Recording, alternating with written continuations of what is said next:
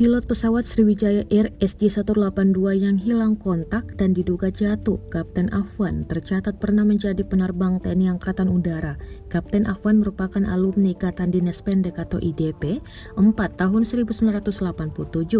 Kep Ahwan adalah penerbang TNI AU periode 1987 sampai 1998. Beliau terbang di Skadron Udara 4 dan Akadron Udara 31, alumni dari IDP 4 tahun 1987, kata Kepala Dinas Penerangan TNI AU, Marsma Indan Gilang saat dikonfirmasi Sabtu 9 Januari 2021.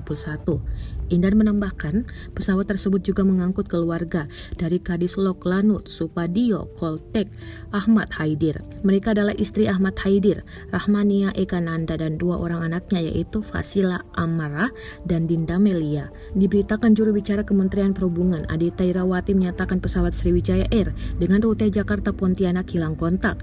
Telah terjadi lost kontak pesawat udara Sriwijaya rute Jakarta Pontianak dengan Kalsing SJY 182. Terakhir terjadi kontak pada pukul 14.40 waktu Indonesia Barat, kata Adita kepada Kompas.com Sabtu.